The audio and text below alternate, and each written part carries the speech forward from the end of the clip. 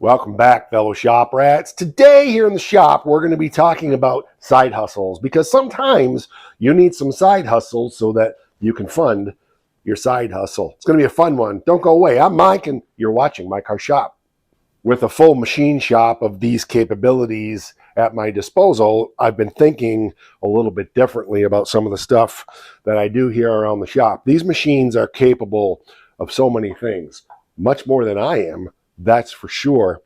But it's got me thinking about what are some little things that I could possibly do. It doesn't have to be just machine shop related, but some things that could be very lucrative and not take a huge amount of effort and time. Some ways that we could just generate a little income stream here and a little there to try to better our life circumstances. So I got some ideas, and you probably will too. So let's talk about it. This is actually an idea I've had for a while. I spotted this online, and I don't know if it's going to work, but this is the worn down version of a disc from a field disc. That's the technical name. And for a long time, I've wanted to take one of these and weld the hole shut and put some handles on it and make myself a wok for cooking. I do a lot of cooking. Some of you know that.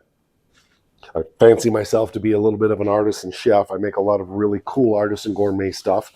And I've always struggled with the wok situation that we have. It just doesn't work well.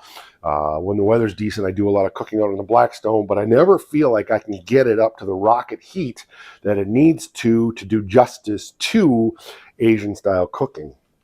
And I've wanted to try this for a while. So I thought, well, if I'm going to make one for myself, if it works, I'm going to make one to see if I can sell it. So there's a little side hustle I can do using some old scrap.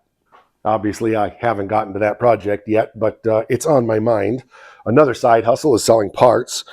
I've been going through the warehouse. You've heard me mention that I'm rebuilding upstairs and reorganizing and so forth and trying to get some semblance of order to the absolute chaos that is the warehouse.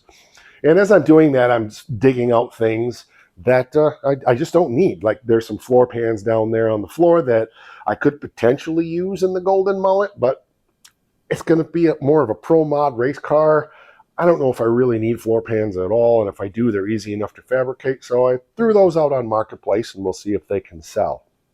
Over the years here on the channel, you've seen me do a fair bit of work for bartering, like when we painted that $500 paint job truck. There's still a part 2 to do on that at some point when he finds the step side box that he wants. But that was a barter for parts for stitches. We did some upholstery work. That was actually a cash job for a buddy of mine. So a little side hustle there, a couple $100, little things like that. But I've been really thinking through what are other little things that I could do. Like I've got an idea for making some custom creative, actually ballpoint pens that I can make in one of the lathes and make something pretty cool out of copper or brass or aluminum or something like that. And, if they're nice pens and they turn out good, you possibly could sell those for a decent profit.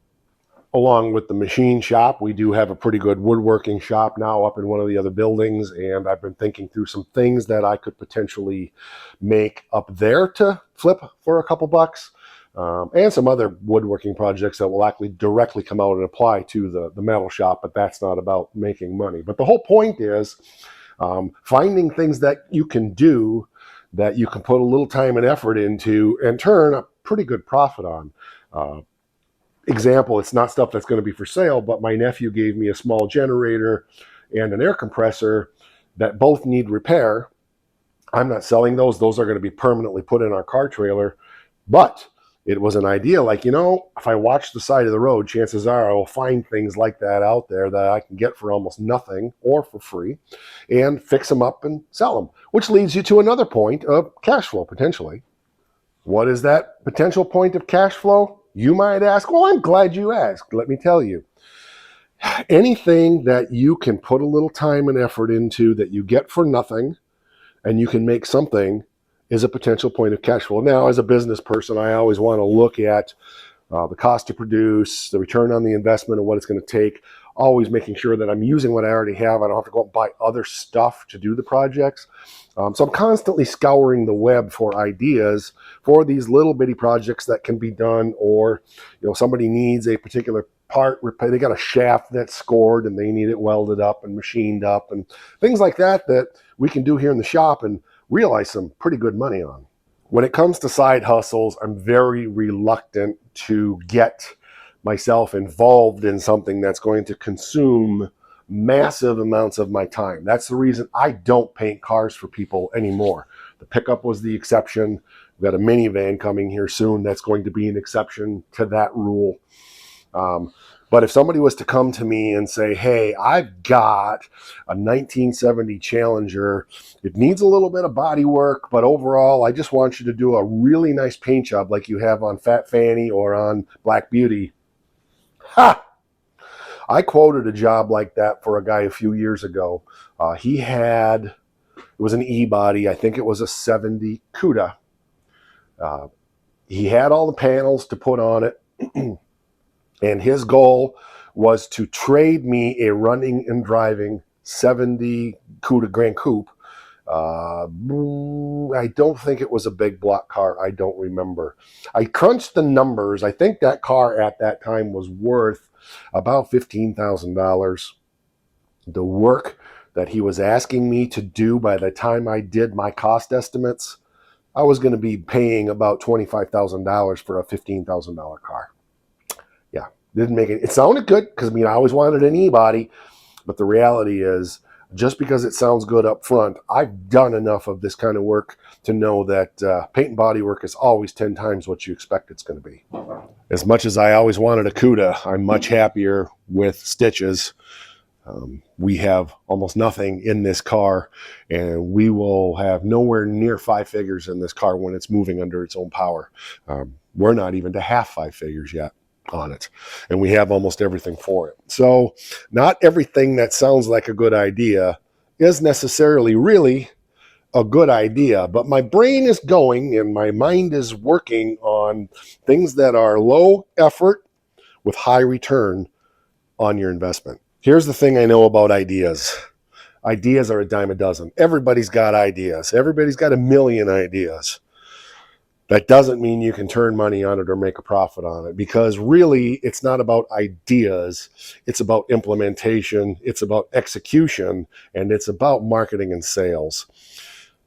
For every 100 ideas I have, I probably only ever execute on a couple. That's the reality. So I want to hear your suggestions and your ideas down there in the comments, things that you have found to be helpful, things that you have found to be profitable for what you're doing. But we have to remember that for me, I don't want anything that's going to detract much of my energy and effort from doing the projects here in the shop and growing the channel. However, I do need the cash, so there's always that. Remember that for every minute you spend working on something else, it's taking away from your timeline on your projects. You better be returning a good amount of cash for that time. If you're spending 8 hours to make something and turning $20 profit, it's not worth your time. If you're spending 5 minutes making something and returning $100 profit, that's probably worth your time.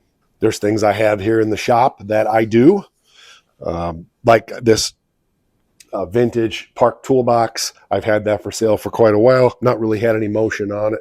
I don't care. I bought it for a low enough price that if I never flipped it and I ended up using it, that's fine.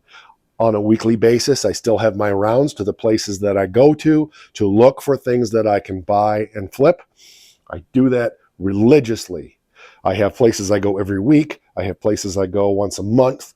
I have places I go every couple of weeks. And my eyes are always scanning the side of the road for things that I go, hey, there's a blank.